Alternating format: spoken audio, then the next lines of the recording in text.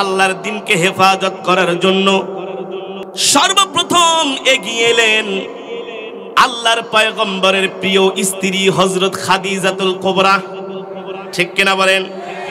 নবীকে প্রস্তাব দিচ্ছেন, ওগো নবী মুহাম্মদ সাল্লাল্লাহু আলাইহি সাল্লাম, আপনি আল্লাহর দ্বীনের জন্য কষ্ট করতেছেন, কোরআনের দাওয়াত দিচ্ছেন, আমি আপনার সহযোগী হতে চাই, আমি আপনার সহযোগী হতে চাই। মেহেরবানি করে আপনি যদি আমাকে বিবাহ করেন, আমিও আপনার সাথে দ্বীনের জন্য কাজ করব। আল্লাহু আকবার।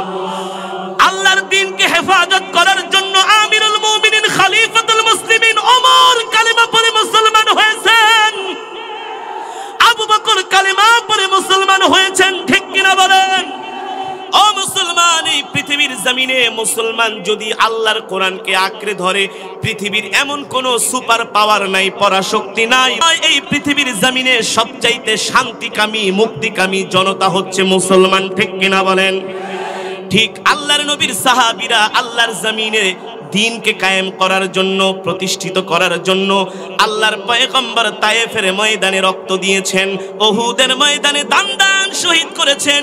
ও মুসলমান, মুসলমান যখন ময়দানে আল্লাহর দ্বীনকে বিজয় করার জন্য নেমে গেছেন, তখন আল্লাহ তাআলা আসমান থেকে মুসলমানদেরকে ফেরেশতা পাঠায়া সহযোগিতা করেছেন।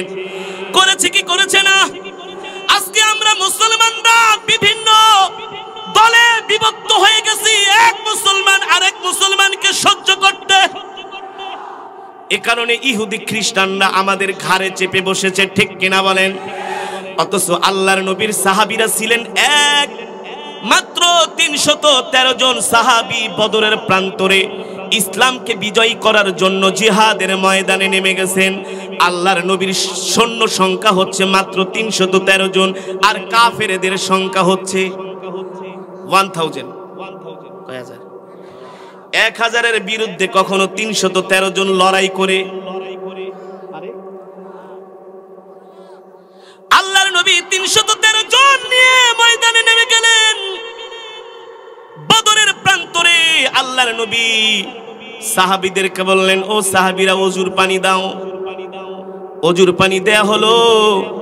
আল্লাহর নবী ওযু করে মুসল্লা নিয়ে নামাজে দাঁড়ায় গেলেন। 2 রাকাত নামাজ পড়ে সিজদায় যেয়ে বলছেন, আল্লাহ,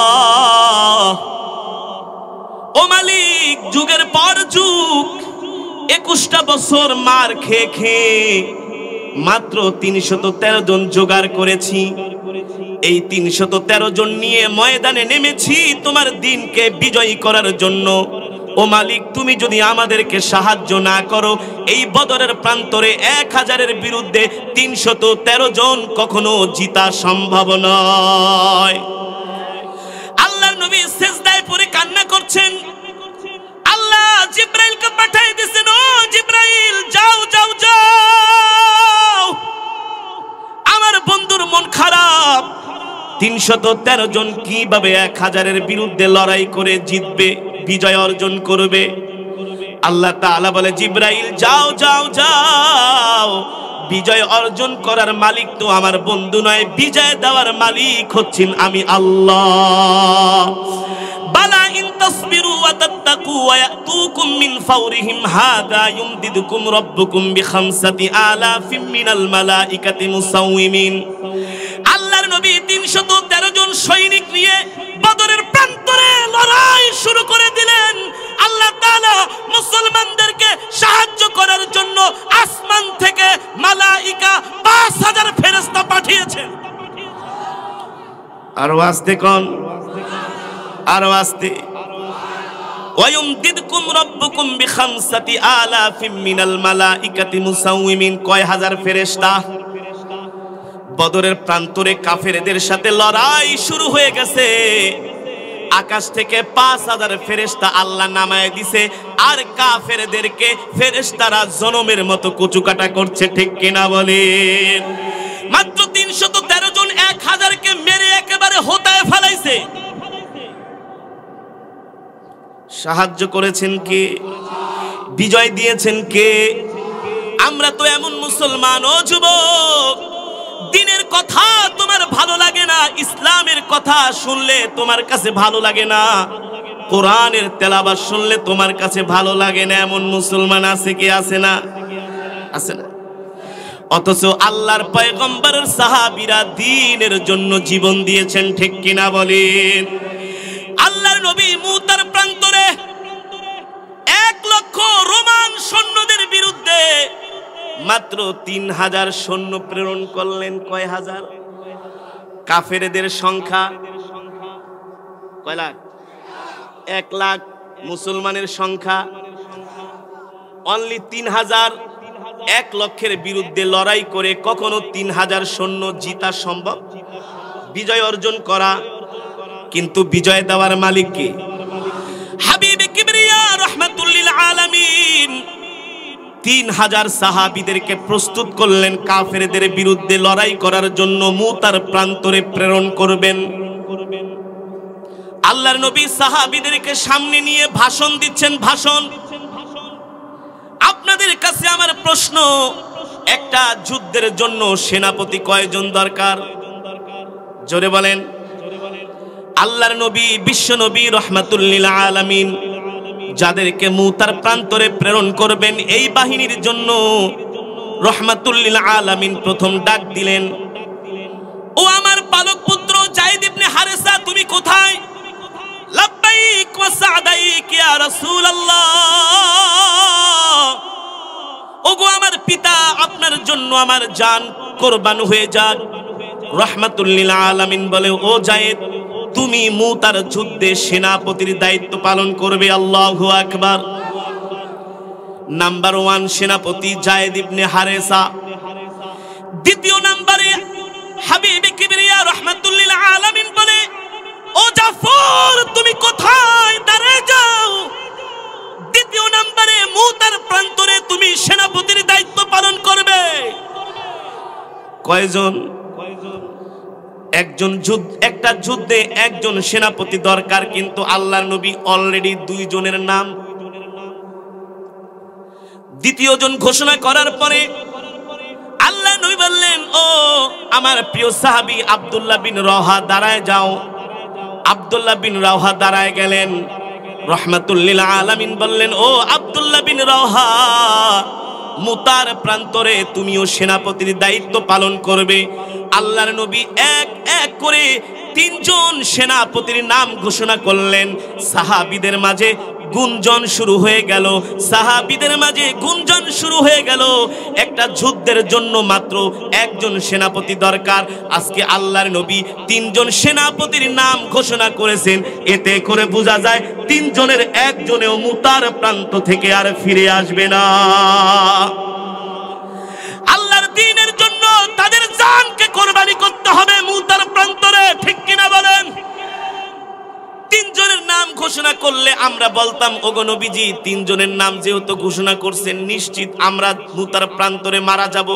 মুতার প্রান্তরে আমি সেনাপতির দায়িত্ব পালন করতে পারবো না, এমন বেঈমানি আমরা করতাম।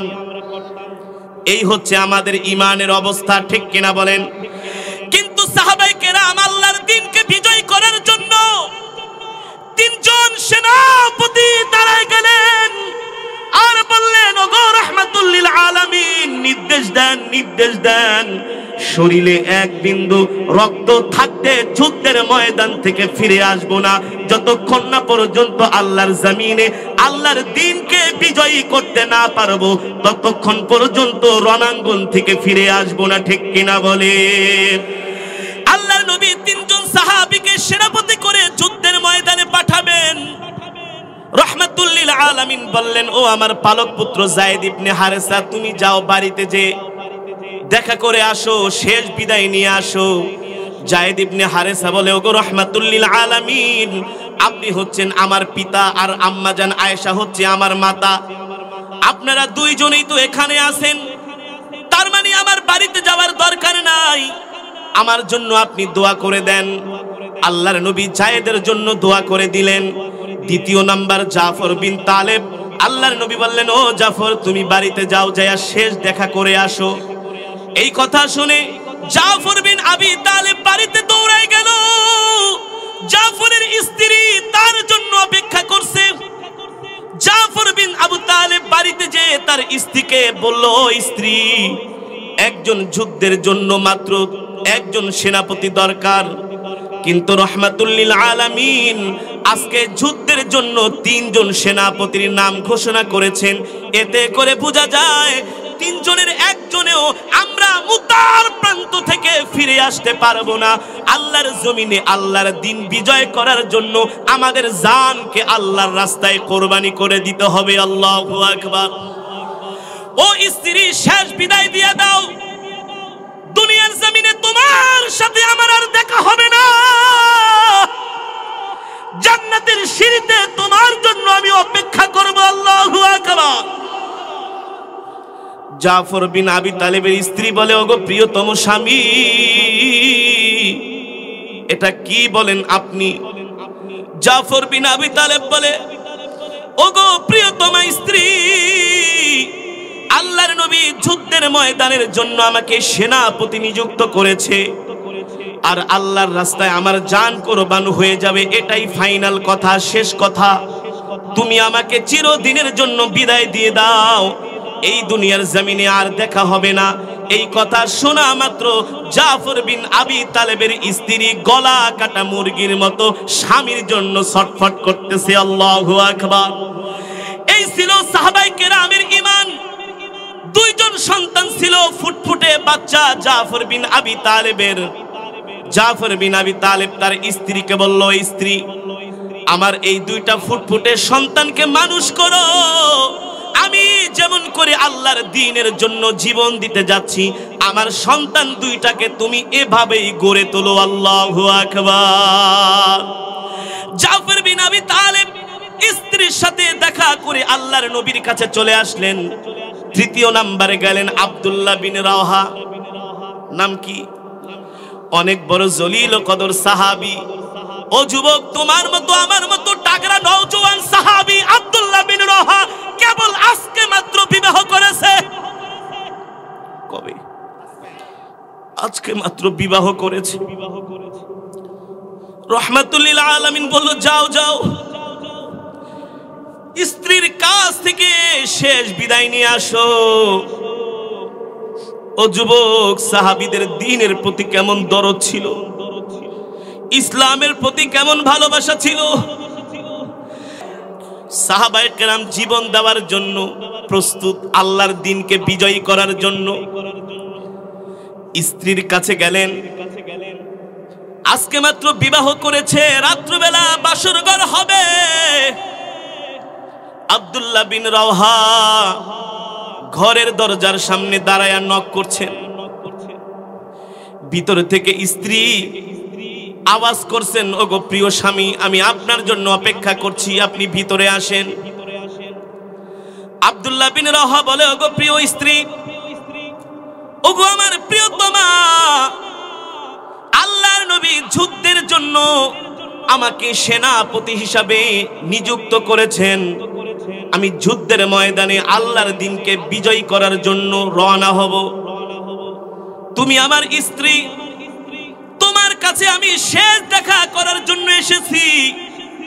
ভিতর থেকে স্ত্রী আওয়াজ দেয়, ওগো প্রিয়তম স্বামী, কেবলমাত্র আজকেই আপনার সাথে আমার বিবাহ হয়েছে, এখনো আপনার সাথে আমার সাক্ষাৎ হয় নাই, দেখা হয় নাই।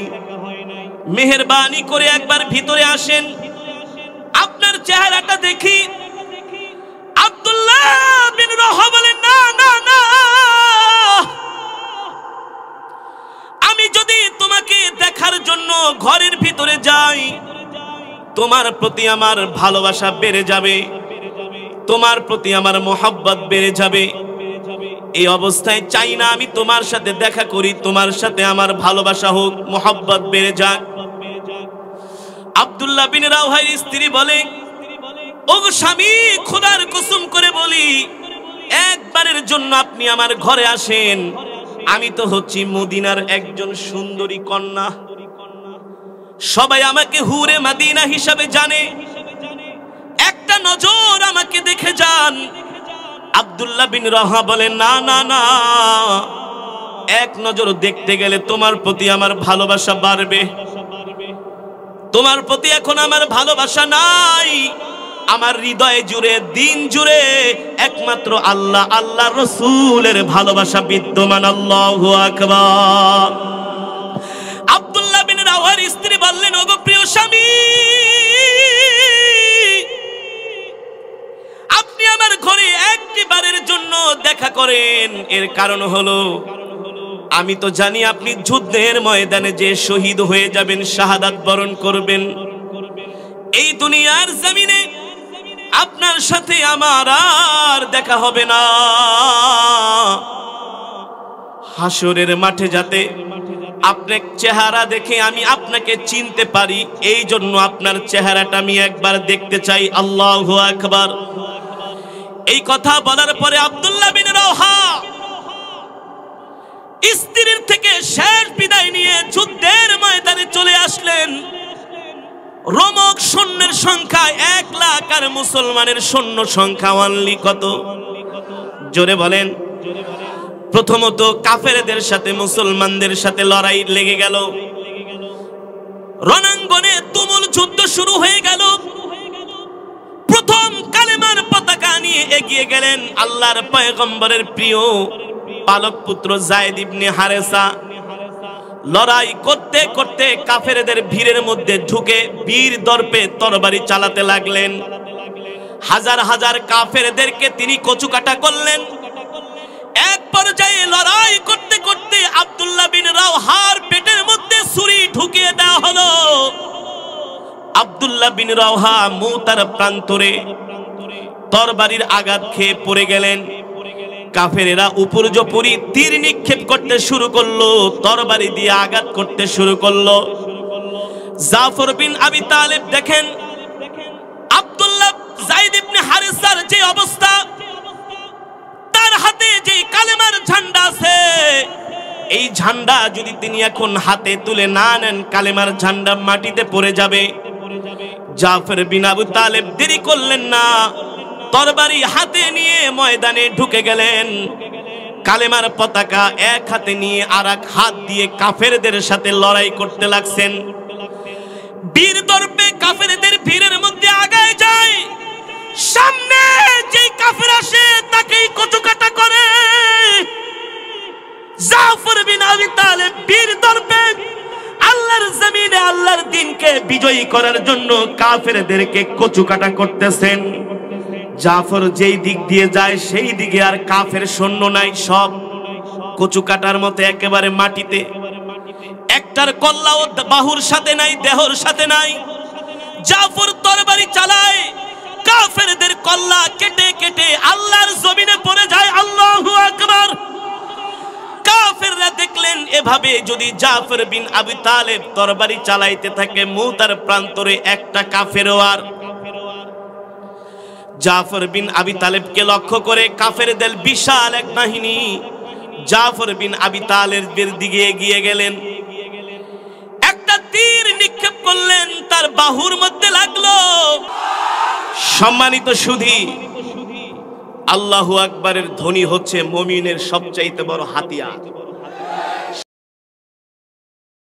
ঠিক কিনা বলেন? এই কোরআনের মাজমা, জান্নাতের বাগান, এখানে আসলে মুমিনের ইমানের ব্যাটারিটা চার্জ হয়। চার্জ, মোবাইল যেমন চার্জ না হলে কাজ করে না, মুমিনের ইমানের ব্যাটারি চার্জ না দিলেও ইমান কাজ করে না, দুর্বল হয়ে যায়। ঠিক কিনা বলেন? সুতরাং যে কোরআন আমরা শুনেছি, এই কোরআন কালামুল্লাহ। কার কথা? জোরে বলেন। আল্লাহর কথা। আল্লাহ তাআলা বিশ্ব নবীকে দুনিয়ার জমিনে কোরআন দিয়ে পাঠালেন। ইন্না আনজালনা ইলাইকা যিকরা লিতুবাইয়িনা লিন-নাস। ও নবী, আমি আপনাকে যে কোরআন দান করেছি, এই কোরআন দিয়ে আপনি মানুষকে বয়ান করেন। বয়ান কি করেন? আল্লাহ তাআলা পৃথিবীর জমিনে যতগুলো পয়গম্বর পাঠিয়েছেন, প্রত্যেকটা পয়গম্বরকে আল্লাহ বক্তা বানিয়ে পাঠিয়েছেন। ওয়াইস কি? জোরে বলেন কি? ওয়াইস। ওয়াইস ইন্না মিনাল বায়ানি লা সিহরুন। আল্লাহর নবীর বয়ানে এমন জাদু ছিল, আল্লাহর নবীর বয়ানের মধ্যে এমন জীবন কাঠি ছিল, আল্লাহর নবীর বয়ান শুনে কাফেরেরা কালেমা পড়ে মুসলমান হয়ে গিয়েছে। তাদের মধ্য থেকে একজন আল্লাহর নবী মক্কার কাফেরদের কাছে কোরআনের দাওয়াত দেয়, মক্কার কাফেরেরা কোরআনের দাওয়াত গ্রহণ করে না, কোরআনের দাওয়াত তো গ্রহণ করেই না। উল্টা আমার নবীকে মক্কার কাফেরেরা বলে, ইয়া মুহাম্মদ আনতা মাজনুন, আনতা কাযযাব, আনতা সাহির, নাউযুবিল্লাহ। আল্লাহর নবী যখন কোরআনের কথা বলে, মক্কার কাফেরেরা বলে মুহাম্মদ সাল্লাল্লাহু আলাইহি সাল্লাম নিজে কবিতা বানায় বানায় কোরআন বলে চালায় দেয়। আল্লাহ কোরআনের মধ্যে আয়াত নাজিল করলেন, ওয়ামা আল্লামনাহু আশ-শি'রা ওয়ামা ইয়ানবাগী লাহু ইন হুয়া ইল্লা যিকরুন ওয়া কুরআনুম মুবিন। আল্লাহ বলছেন, ও দুনিয়ার মানুষ, আমার বন্ধু কোনো কবি নয়, আমার বন্ধু তোমাদের সামনে যেটা তেলাওয়াত করে এটা কোনো কবির কাব্য নয়। আর আমার নবী কবি হবে এটা তার পক্ষেও শোভা পায় না। আমার নবী তার জবান থেকে যে কথাগুলো তোমাদের সামনে বলে, যেটা তোমাদের সামনে তেলাওয়াত করে, এটা হচ্ছে কালামুল্লাহ, আল্লাহর কথা। আল্লাহ রাব্বুল আলামিন নবীকে নির্দেশ দিলেন, ও নবী আপনি কোরআনের দাওয়াত নিয়ে মক্কার জমিনে বেরিয়ে যান। শুধু আপনি একা একাই কোরআন তেলাওয়াত করবেন না, এই কোরআনকে মক্কার জমিনে প্রতিষ্ঠিত করতে হবে। আল্লাহু আকবার। তার কারণ হলো ইন্নাদ-দীনা ইনদাল্লাহিল ইসলাম, আল্লাহর কাছে মনোনীত ধর্ম হচ্ছে পৃথিবীর একমাত্র শান্তির ধর্মের নাম কি? জোরে বলেন। পৃথিবীর কোন লেখক, কোন গবেষক, কোন সাহিত্যিক, কোন দার্শনিক বলতে পারবে না আজ পর্যন্ত মুসলমানের দ্বারা অন্য ধর্মাবলম্বীরা আক্রান্ত হয়েছে। বলতে পারবে? ইন্নাদ-দীনা ইনদাল্লাহিল ইসলাম, আল্লাহর কাছে মনোনীত ধর্ম হচ্ছে ইসলাম। ঠিক কিনা বলেন? এই ইসলাম, এই দ্বীনকে বিজয় করার জন্য আল্লাহর নবী তায়েফের ময়দানে কাফেরদের পাথরের আঘাত খেয়েছেন। খেয়েছে কি খেয়েছে না? আল্লাহর নবী উহুদের ময়দানে এই দ্বীনের জন্য দান মোবারক শহীদ করেছে। করেছে কি করেছে না? আমরা যদি এই দ্বীনের কথা বলি, আমাদের কিছু ভাই আমাদেরকে বয়ান দেয়, ওয়াজ করে, বলে হুজুর আল্লাহর দ্বীন আল্লাহ হেফাজত করব, আপনি করার কি? কথা কোন? আল্লাহর দ্বীন আল্লাহ কি আরশ থেকে এসে হেফাজত করবে? না না না, আল্লাহর দ্বীন আল্লাহ হেফাজত করবে না, আল্লাহর দ্বীন হেফাজত করবে মুসলমানেরা, আল্লাহর দ্বীন হেফাজত করবে মুসলিম যুবকেরা। আল্লাহর দ্বীন আল্লাহর হেফাজত। হাদিস শরীফে এসেছে, কেউ যদি সূরাতুল ইখলাস 3 বার তেলাওয়াত করে, আল্লাহ তাআলা তার আমল নামায় 1 খতম কোরআন শরীফের সওয়াব দান করবে। চেয়ারম্যান সাহেব বলেছেন ওনার আম্মা জান অসুস্থ, আমি সূরাতুল ইখলাস পড়েছি যাতে করে আল্লাহ তাআলা এই খতমে কোরআনের উসিলায় তার মার শরীরকে পরিপূর্ণ সুস্থতা দান করে দেন, শেফায়ে আজিলা কামিলা দায়মা নসিব করে দেন। চেয়ারম্যান সাহেব, আজকের এই বিশাল ইসলামী মহা সম্মেলনে আপনি যদি না আসতেন, এত বড় সওয়াবের অধিকারী হতেন না। ঠিক কিনা বলেন? শুধু চেয়ারম্যান সাহেব নয়, আপনারাও যদি না আসতেন এত বড় নিয়ামত থেকে মাহরুম হতেন। ঠিক কিনা বলেন? তাহলে আমরা যারা এসেছি, মা বোনেরাও কিন্তু 1 খতম কোরআন শরীফের সওয়াব পেয়েছে। তারা আবার বলতে পারে হুজুর তাহলে আমরা কি মাইনাস? না, আপনারাও প্লাস, আপনারাও কোরআন শুনেছেন, আপনারাও সওয়াব পেয়েছেন। ঠিক কিনা বলেন? সুতরাং বয়ান চলবে কতক্ষণ? কথা বুঝেন না আমার? কতক্ষণ? না, 2-4 জন কয় সারা রাত, আর পিছনে সবাই একেবারে পোতায় গেছে। কতক্ষণ বয়ান চলবে? সারা রাত দরকার নাই, আপনারা থাকবেন যতক্ষণ বয়ান চলবে ততক্ষণ। ঠিক কিনা বলেন? রাজি আছেন তো ইনশাআল্লাহ? শেষ মোনাজাত না করে আমরা কেউ বাড়িতে যাব না। হাত উঠাই, নারায়ে তাকবীর, নারায়ে তাকবীর। ওয়াদা করছেন তো? আমি হাত নামা নাই, আপনারা নামাইতেছেন, মানে কি এখানে ঘটনা খারাপ? এই হাত উঁচা করেন। শেষ মোনাজাত না করে বাড়িতে আল্লাহ কবুল করুন। মুমিন কখনো ওয়াদার খেলাফ করে না। কোরআনের মাজমা জান্নাতের বাগান। এই কোরআনের মাজমায় আসলে আত্মায় শান্তি লাগে, দিল ঠান্ডা হয়ে যায়, ইমানের ব্যাটারি চার্জ হয়। এই ওয়াজ মাহফিলগুলো একে তো ধর্মীয় সভা, দ্বীনের দাওয়াত। আজকে এই মাহফিল না হলে এতগুলো মানুষ কোনোদিনই আসতেন না। নাম্বার 2, আপনাদের ওয়াজের পরে জিলাপি, আমিত্তি অথবা তেহারির প্যাকেট কোনো তোবারকও নাই, আছে? কিচ্ছু নাই। একমাত্র এসেছেন আল্লাহর কোরআনের তেলাওয়াত শুনে হৃদয়কে তৃপ্ত করার জন্য, ঠান্ডা করার জন্য। ঠিক কিনা বলেন? যেই হৃদয়গুলো আল্লাহর কোরআনকে ভালোবাসে, ওই হৃদয়, ওই কল্ব আল্লাহ জাহান্নামের আগুনে জ্বালাবেন না। ঠিক কিনা বলেন? কামা সাল্লাইতা আলা ইব্রাহিম ওয়া আলা আলি ইব্রাহিম ইন্নাকা হামিদুম মাজিদ। বসেন বসেন, দোয়া করে যান। আরে এতক্ষণ আলোচনা শুনে, কোরআন তেলাওয়াত শুনে দোয়া না করে যাবেন? এক খতম করে কোরআন শরীফের সওয়াব পেয়েছেন, দোয়া করে যান। বসেন বসেন। আল্লাহুম্মা বারিক আলা মুহাম্মাদ ওয়া আলা আলি মুহাম্মাদ কামা বারাকতা আলা ইব্রাহিম ওয়া আলা আলি ইব্রাহিম ইন্নাকা হামিদুম মাজিদ। আস্তাগফিরুল্লাহাল্লাযী লা ইলাহা ইল্লা হুয়াল হাইয়ুল কাইয়্যুম ওয়া আতুবু ইলাইহি লা হাওলা ওয়া লা কুওয়াতা ইল্লা বিল্লাহিল আলিয়্যিল আযীম। আল্লাহুম্মা আমিন। ربنا ظلمنا أنفسنا وإن لم تغفر لنا وترحمنا لنكونن من الخاسرين. ربنا آتنا في الدنيا حسنة وفي الآخرة حسنة وقنا عذاب النار. يا أول الأولين يا آخر الآخرين يا ذا القوة المتين يا راحم المساكين يا أرحم الراحمين يا أرحم الراحمين يا أرحم الراحمين يا علي يا عظيم يا حليم يا كريم. أي مولاي كريم মেহেরবানি করে আল্লাহ, সেই সন্ধ্যা থেকে বিকাল থেকে শুরু করে আপনার পেয়ারা বান্দারা গভীর রজনী পর্যন্ত কোরআনের মজমায় বসে বসে কোরআনের তেলাওয়াত শুনেছে, কোরআনের বয়ান শুনেছে। আয় মালিক, আমি নাফরমান, তাদেরকে কি দিয়ে বিদায় করব? এই গভীর রজনীতে কোন বাড়ির দরজায় যদি ভিক্ষুক যায়, কোন মানুষ তো ফিরায় না। আমরা তো তোমার রহমতের কাঙ্গাল, আমরা তো তোমার ভালোবাসার ভিখারি, আমরা তো তোমার দয়ার ভিখারি গো মাওলা। মেহেরবানি করে আপনিও আমাদেরকে খালি হাতে ফিরাইয়া দিয়েন না। আয় মালিক, জীবনে যত গুনাহ করেছি, জীবনের সব গুনাহগুলো আজকেই মাফ করে দেন গো আল্লাহ।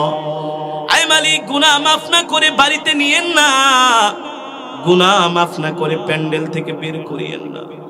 আয় আরশের মালিক, মেহেরবানি করে আল্লাহ, আজকের মাহফিল যারা আয়োজন করেছে, টাকা দিয়ে, পয়সা দিয়ে, বুদ্ধি দিয়ে, পরামর্শ দিয়ে যারা মাহফিলের আয়োজন করেছে, আল্লাহ মেহেরবানি করে তাদের মেহনত, তাদের দানকে কবুল আর মঞ্জুর করে নেন। আয় আল্লাহ, এই মাহফিলের জন্য যারা শ্রম দিয়েছেন, মেহনত করেছেন, সুন্দর সুন্দর বুদ্ধি দিয়েছেন, সহযোগিতা করেছেন, সকলের কোরবানিকে আপনি কবুল করে নেন। আয় আল্লাহ, মেহেরবানি করে আমাদের জনম দুঃখিনী আব্বা জান, আম্মা জানের কবরে আযাবগুলো মাফ করে দেন। আব্বা আম্মার কবরকে জান্নাতের বাগান বানায় দেন। আয় আল্লাহ, দাদা দাদি, নানা নানি, আত্মীয় স্বজন, পাড়া প্রতিবেশী সকল মুসলমানদেরকে মাফ করে দেন। অত্র এলাকায় যত মুর্দে গান অন্ধকার কবরে শুয়ে আছে, আল্লাহ সকলের কবরে আযাবগুলো মাফ করে দেন। আয় আল্লাহ, এই মাহফিলের যেই যুবকরা নেতৃত্ব দিয়েছেন, প্রত্যেকটা যুবককে আপনি দ্বীনের জন্য কবুল করে নেন, ইসলামের জন্য কবুল করে নেন। আয় মাওলায়ে কারীম, মেহেরবানি করে আল্লাহ, জাহান্নামের আগুন আমাদের জন্য হারাম করে দেন, একটা জান্নাতুল ফিরদাউস আমাদের জন্য নসিব করে দেন। আয় মাওলায়ে কারীম, আমাদের সাথে অনেক বৃদ্ধ দাড়ি পাকা বাবারা হাত উঠিয়েছে, আল্লাহ তাদেরকে মাফ করে দেন, তাদেরকে ওসিলা করে আমাদেরকেও মাফ করে দেন। আয় মাওলায়ে কারীম, এই মাহফিলকে কিয়ামত পর্যন্ত কবুল করে নেন। আল্লাহ আমাদের সাথে অনেক মা বোনেরা হাত উঠিয়েছে, মা বোনদেরকে মাফ করে দেন, মা বোনদেরকে পর্দায় থাকার তৌফিক দিয়ে দেন, সময় মতো টাইম টু টাইম 5 ওয়াক্ত নামাজ মা বোনদেরকে পড়ার তৌফিক দিয়ে দেন গো আল্লাহ। এই মাওলায়ে কারীম, মেহেরবানি করে আল্লাহ কোরআনের মাহফিল কুশিলা করে অত্র এলাকার প্রতিটা ঘরের মধ্যে আপনি হেদায়েতের নূর পয়দা করে দেন, সবার দিলের মধ্যে দ্বীনের মোহাব্বত, ইসলামের মোহাব্বত, আপনার মোহাব্বত ঢুকায় দেন গো আল্লাহ।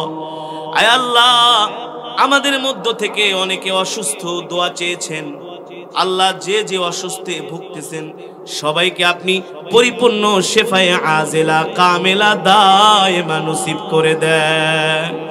আয় মালিক, আমাদের অনেক ভাই প্রবাসে আছে, আল্লাহ যারা প্রবাসে আছে তারা দেশকে কত ভালোবাসে, পরিবারকে কত ভালোবাসে, নিজের শরীরের রক্ত পানি করে আল্লাহ যে রেমিটেন্স যোদ্ধারা দেশের জন্য বিদেশ থেকে অর্থ পাঠায়, তাদের জান মাল আপনার কুদরতি হাতে সুপর্দ করলাম। আল্লাহ আপনি তাদেরকে হেফাজত করিয়েন, আল্লাহ আপনি তাদেরকে ভালো রাখেন, আল্লাহ আপনি তাদেরকে সাহায্য করিয়েন। আল্লাহ যে যে নেক উদ্দেশ্য নিয়ে আপনার দরবারে হাত উঠিয়েছে, আল্লাহ সকলের মনের নেক মাকাসুদগুলো পূর্ণ করে দেন। আল্লাহ আপনি আমাদের দ্বীনের জন্য, ইসলামের জন্য কবুল করে নেন। আয় আল্লাহ, আপনি আমাদের তামাম জীবনের সব গুনাহ খাতাগুলো মাফ করে দেন।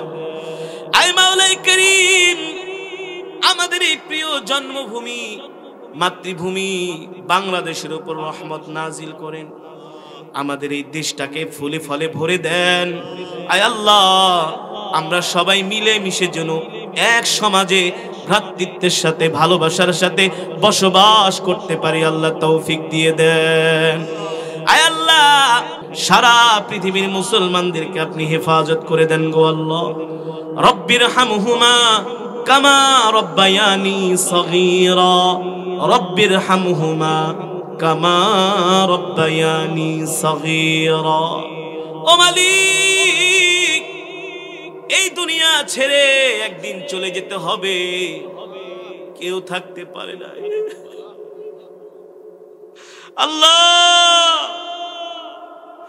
আল্লাহ, মরে যাব, লাশটা খাটের মধ্যে পড়ে থাকবে, নাকের মধ্যে তুলা ঢুকাবে, কানের মধ্যে তুলো ঢুকাবে,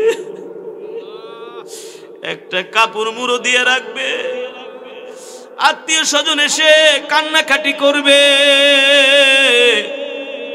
ছেলে সন্তান শেষ বিদায় দিয়ে চলে আসবে। ওই কবর এমন এক ঘর, ওই কবরটা আপনি আমাদের জন্য জান্নাতের বাগান বানায় দিন গো আল্লাহ। মালিক, মৃত্যু তো দিবেন, এই মৃত্যুটা দ্বীনের জন্য জিহাদের ময়দানে দিন গো আল্লাহ। বাইতুল্লাহ শরীফে মৃত্যু দিন, মদিনাতুল মুনাওয়ারা কলিজার টুকরা পেয়ারা নবীজির রওজার পাশে মৃত্যু দিয়ে, সেজদা অবস্থায় মৃত্যু দিয়েন, কোরআন তেলাওয়াত অবস্থায় মৃত্যু দিয়েন, নামাজ অবস্থায় মৃত্যু দিয়ে নাফরমান বেঈমান বানায়া কবরে ডাক দিয়েন না গো আল্লাহ। আপনার প্যারা বান্দা বানায়া কবরে ডাক দিয়েন, রব্বির হামহুমা কামা রব্বায়ানি সগীরা, রব্বির হামহুমা কামা রব্বায়ানি সগীরা। বিদুরি সুবহানা রাব্বিকা রাব্বিল ইজ্জাতি আম্মা ইয়াসিফুন ওয়া সালামুন আলাল মুরসালিন ওয়ালহামদুলিল্লাহি রাব্বিল আলামিন واجعل آخر كلمتنا عند الموت لا إله إلا الله محمد رسول الله